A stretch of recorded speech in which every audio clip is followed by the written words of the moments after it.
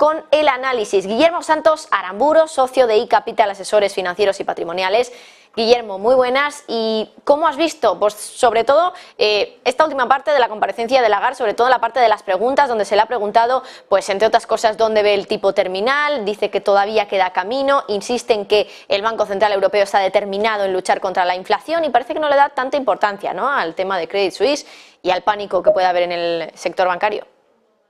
Le da importancia a lo que estimo debe dársela, que en este caso no es más que el encauzar la subida de precios, que no hay manera.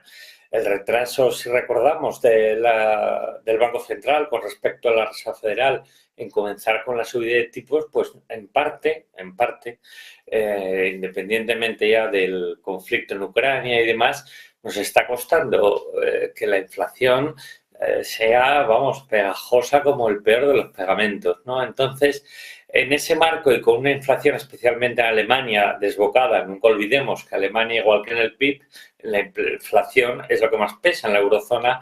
Lagarde actúa y el Banco Central Europeo actúa como debe ser. No hay que olvidar, por otro lado, que Lagarde es consciente de la fortaleza, al menos de acuerdo con la estadística y con los datos comunicados del sector bancario en Europa. Este lunes, fijaos, me enviaba JP Morgan, igual fue una cosa precursora, no sé, pero es muy llamativo el lunes antes de suceder el desastre absolutamente anunciado desde hace trimestres de Credit Suisse, con lo que eso tampoco debe sorprendernos. Pero ya digo, JP Morgan enviaba la estadística de cómo están en Italia, España, Francia, Alemania, Estados Unidos y Reino Unido el Tier 1, lo que se llama el Core Capital, el capital de mayor calidad de la banca. Y cómo está con respecto a 2008, 2009, más bien, cuando recordad la crisis post-Lehman, la gran crisis financiera.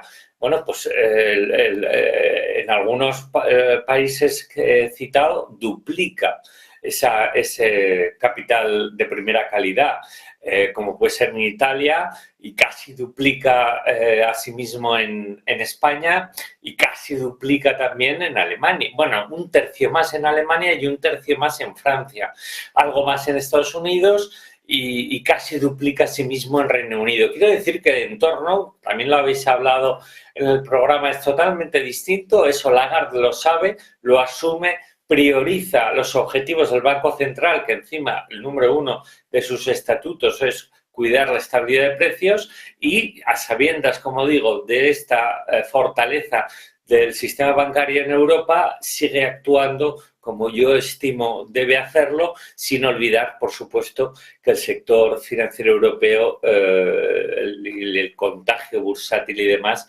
no es un plato de gusto para nadie.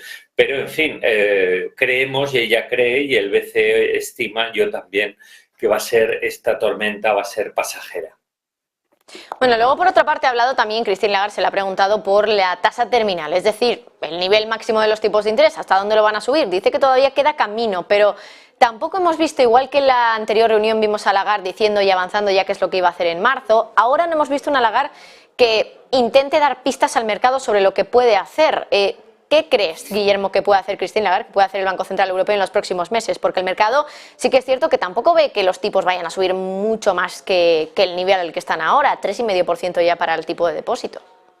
Pues va a depender de los datos de inflación. Es que, fijaos que ayer se publicaron en Estados Unidos unos datos de lo que eran los precios de la producción bastante favorables.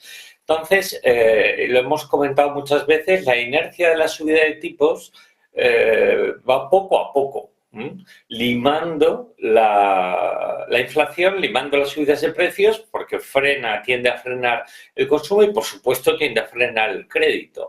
Crédito al consumo, crédito hipotecario y, en general, lo que es el crédito en el sistema y la masa monetaria. Entonces, ese efecto progresivo hace sospechar con bastante fundamento a Lagarde que va a tener lo más fácil su trabajo por mejores datos de inflación en el siguiente trimestre, en el segundo trimestre del 23 y sin duda ya un poquito más adelante.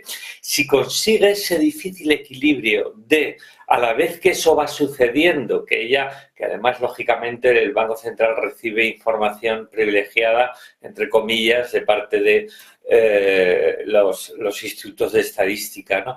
Pero si consigue esto que estamos hablando y a la vez la economía no se daña en exceso, habrá logrado, bueno, será sacada de hombros algún día de estos en Bruselas o en Frankfurt, porque está siendo muy difícil.